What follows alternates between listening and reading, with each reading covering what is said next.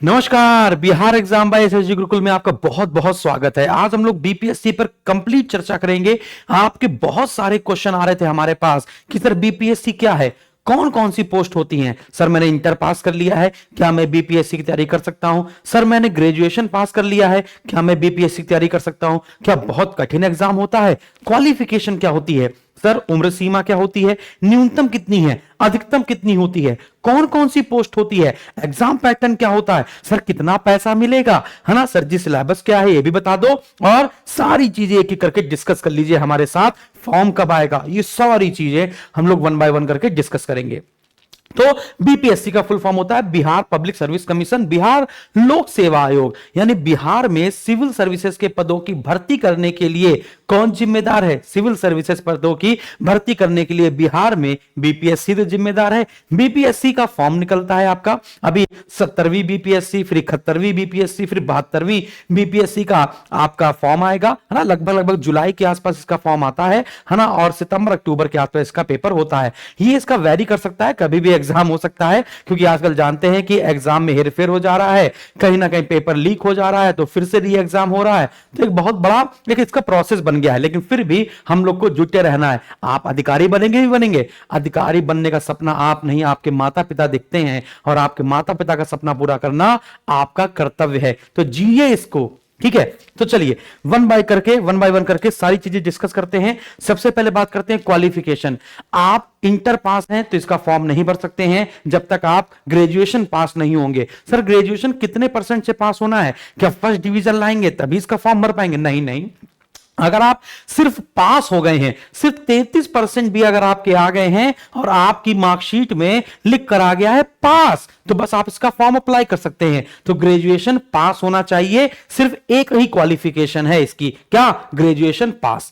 Salary कितनी है sir, बहुत महत्वपूर्ण, यहां पे आपको 2 लेवल की सैलरी मिलती है, एक लेवल 7 और एक लेवल 9 की, है ना। तो हम लोग इन हैंड की बात करते हैं, काट पीट के सर इन हैंड कितना आएगा, तो इन हैंड 64,000 रुपए के आसपास आएगा अगर आप लेवल 7 वाली वैकेंसी ज्वाइन करते हैं, या लेवल 7 वाली पोस्ट ज्वाइन करते हैं। और अगर लेवल 9 वाली पोस्ट आप ज्वाइन करते हैं तो आपके पास लगभग 74,000 रुपए आएगा, है ना। 80,000 रुपए भी आ सकता है, लेकिन ये तो दिखावे वाली सैलरी है कि ये आ रही है, लेकिन इससे कई गुना ज्यादा, है ना, रेस्पेक्ट के साथ आपके पास पैसा आने वाला है। इसमें कहिए तो 1 जीरो और बढ़ा दें, इसमें भी 1 जीरो और बढ़ा दें, है ना।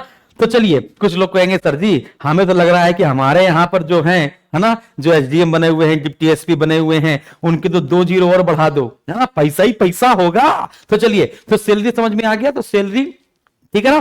तो आगे बढ़ते हैं, तो ग्रेजुएशन पास होना चाहिए। फिर हम लोग यहां पर बात करते हैं बच्चों मिनिमम एज की। मिनिमम एज की अगर बात करें तो 20 साल वाले भी इसको फॉर्म डाल सकते हैं, 21 साल वाले भी डाल सकते हैं, और 22 साल वाले भी डाल सकते हैं। यहां पर मिनिमम एज की बात की जाए, है ना, तो 20 साल वाले अगर जो विद्यार्थी हैं जिन्होंने 20 साल उम्र पूरी कर ली है, वो कौन से विभाग में अप्लाई कर सकते हैं? 21 वर्ष वाले कौन से विभाग में अप्लाई कर सकते हैं, और जो 22 वर्ष वाले हैं वो कौन से विभाग में अप्लाई कर सकते हैं? मिनिमम एज जो होगी वो 20 साल से आपकी शुरू हो जाएगी। मैक्सिमम एज की बात बताई जाए सामान्य कैटेगरी की तो 37 वर्ष, और फिर अगर हम लोग श्रेणी वाइज देखें, कैटेगरी वाइज देखें, रिजर्वेशन वाइज देखें, तो सामान्य महिला की 40 वर्ष तक मैक्सिमम, ओबीसी की फीमेल और मेल 40 वर्ष तक, और एससी एसटी की, है ना, मैक्सिमम 42 वर्ष तक हो सकती है। तो मैक्सिमम एज हो गई और मिनिमम एज हो गई। फिर हम लोग बात करते हैं कि सर 20 साल किस में है, 21 साल किस में है, 22 साल किस में है मिनिमम एज में, और कौन कौन से विभागों में काम करने का मौका मिलेगा, कौन कौन से विभागों में अधिकारी बनने का मौका मिलेगा। तो आप गृह विभाग में जिला कमांडेंट बन सकते हैं, पुलिस उपाधीक्षक बन सकते हैं, डिप्टी एसपी।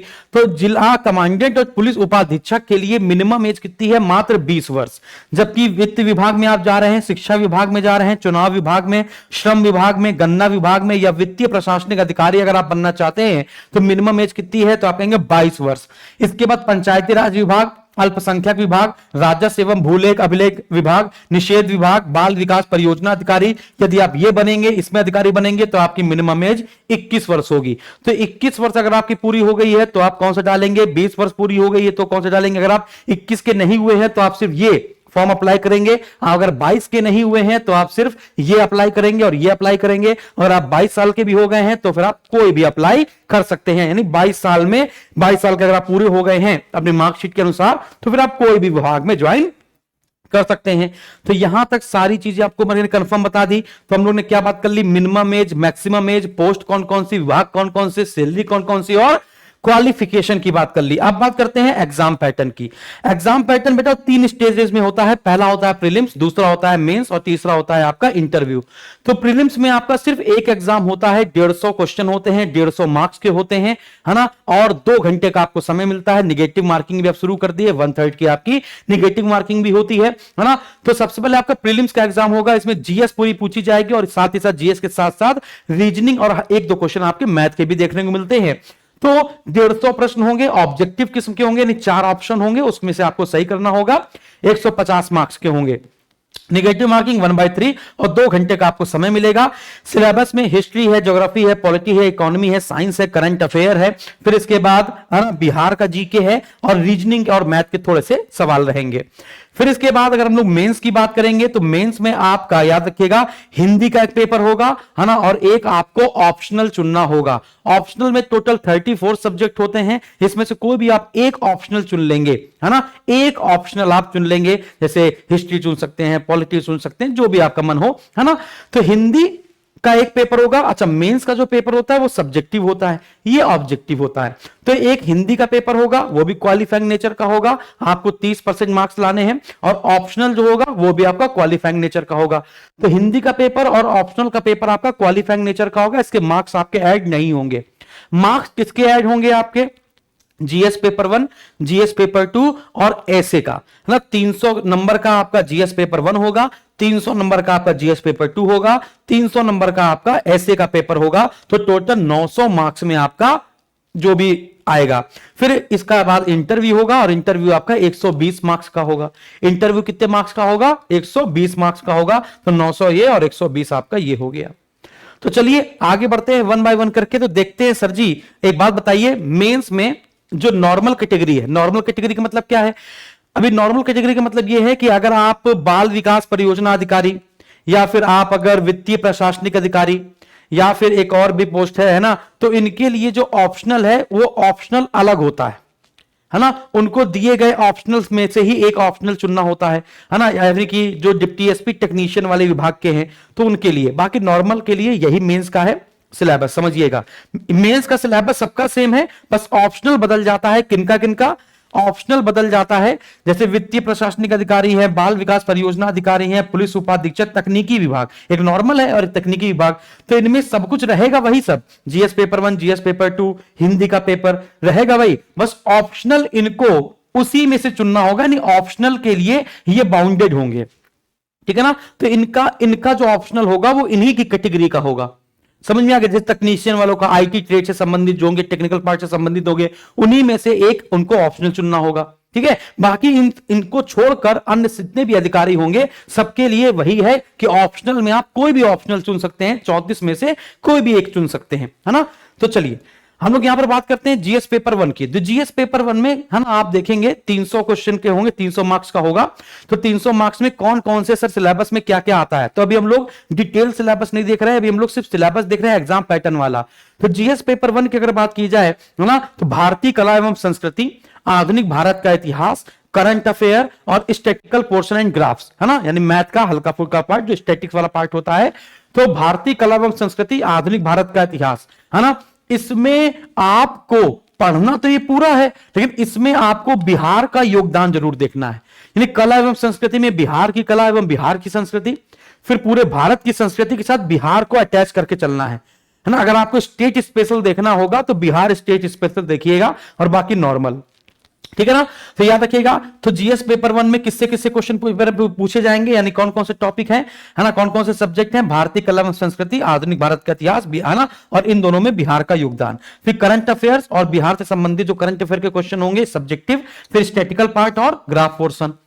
फिर जीएस पेपर 2 में आते हैं, 300 मार्क्स का ये भी होगा। इसमें पॉलिटी आएगी, इकोनॉमी के क्वेश्चन आएंगे, पॉलिटी के क्वेश्चन आएंगे, ज्योग्राफी के आएंगे, साइंस एंड टेक के आएंगे, और in the part of Bihar. और ये सारे क्वेश्चन में से जो भी बिहार से क्वेश्चन बन सकते हैं इससे संबंधित, वो भी इसका सब्जेक्टिव आएगा। यानी जो भी पेपर 1 पेपर 2 होगा उसमें से कई सारे क्वेश्चन बिहार से संबंधित होंगे इन सब्जेक्ट के हिसाब से, जैसे बिहार की जलवायु, बिहार में कृषि, है ना, ये बिहार में जो वैज्ञानिक क्षेत्र है उनके प्रति, है ना, तो बिहार से संबंधित ही यहां पर आपको लेकर चलना है।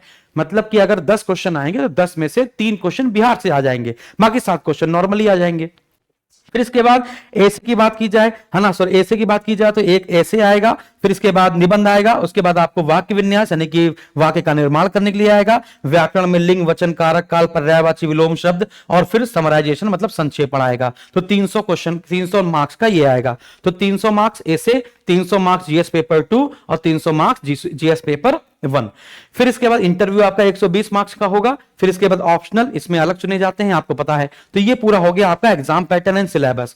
फिर इसके बाद मैं आपको बताता हूं कि जो अगला वीडियो, अगर ये वीडियो आपको बहुत पसंद आया और इस वीडियो पे मात्र 10,000 व्यूज भी अगर सही से आ जाते हैं, तो फिर मैं आपको स्ट्रेटेजी बताऊंगा कि कौन कौन से सब्जेक्ट को आप पर ज्यादा ध्यान देना है और उस सब्जेक्ट में कौन कौन से टॉपिक पर आपको ज्यादा ध्यान देना है और एक बार में कैसे एग्जाम को क्रैक करना है बिहार के, है ना। तो नेक्स्ट वीडियो जो आएगा 10,000 व्यूज के आसपास आएगा, तो डिटेल सिलेबस जिसमें topic wise, subject wise weightage, topic wise weightage, है ना, और हम आपको फ्री मॉक टेस्ट देंगे। जैसे 10,000 व्यूज में हो जाएंगे वैसे हम आपके लिए फ्री मॉक टेस्ट अनाउंस करेंगे बिहार 70वीं बीपीएससी के लिए, 71वीं बीपीएससी वाले विद्यार्थियों के लिए free mock test, free classes, free previous year के पेपर, आपको पिछले 10 साल के लास्ट 10 ईयर के प्रीवियस ईयर के क्वेश्चन अगर आपने लगा लिए तो आप मान के चलिए प्रीलिम्स और मेंस दोनों ही क्वालिफाई हो जाएंगे। ज्यादा अंतर नहीं आता है, 30% अंतर आता है, 70% पुराना और 30% नए क्वेश्चन आते हैं। तो ये सारी चीजें आपको फ्री में मिल जाएंगी, ये सारी चीजें आपको फ्री में मिल जाएंगी, कुछ भी आपको बाहर से खरीदना नहीं पड़ेगा।